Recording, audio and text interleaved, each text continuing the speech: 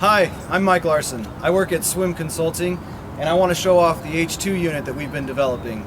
It's actively in use with the Fish and Game Department, and what we plan to do is actually go up to Black Canyon today, and I'm going to set up the unit.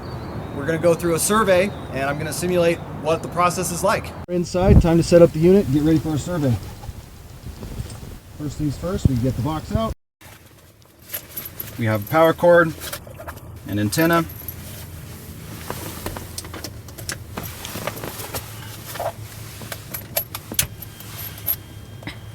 screw it in.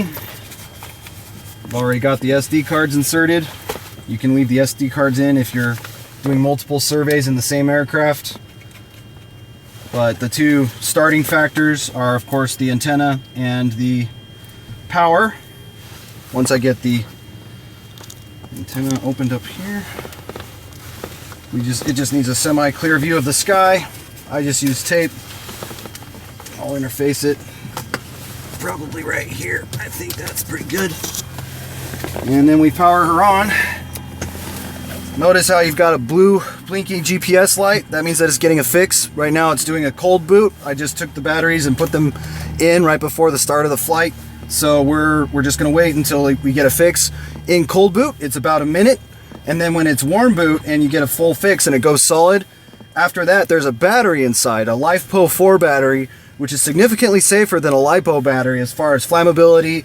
It could be crushed. Whatever happens to the unit, it's not going to affect the battery, and the battery's not going to have any adverse reactions like some of the stuff that you've read about in the news with LiPo batteries.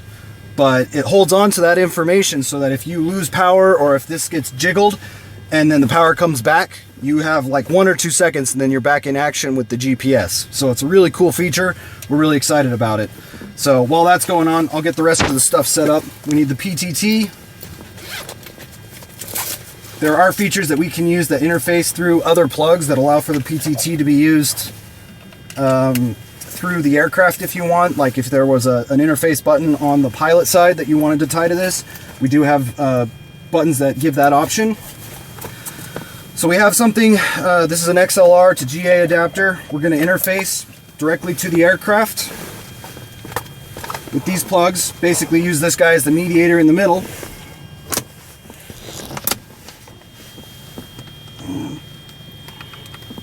Fifth inch and 1/4 inch plug in.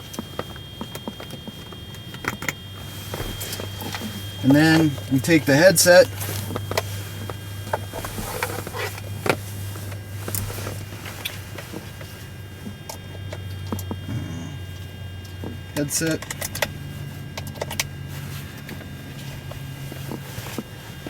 and then we're pretty much all set up, ready to record and start going.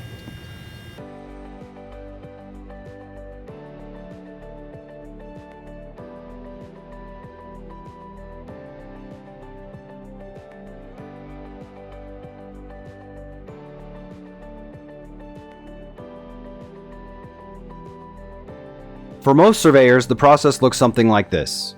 You make the observation, then check your GPS device for coordinates.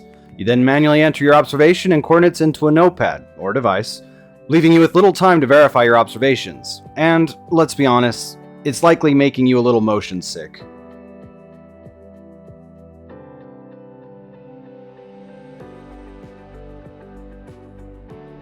Now let's see how a survey is done with the H2. With just the press of a button, I cut my mic from the rest of the aircraft and make my observations without disturbing the pilot, but with side tone so I can still hear myself. My GPS coordinates are automatically tagged to the voice recording, which I can play back with a quick press of the button. This means you can keep your focus on the survey and not keeping track of a bunch of tools.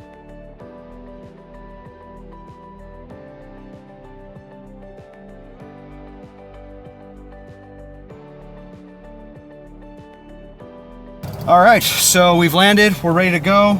The next procedure is basically hold the button for 5 seconds. And then we're ready to go. We eject the SD card, we can leave the backup in place. Let's go hook it up to the software.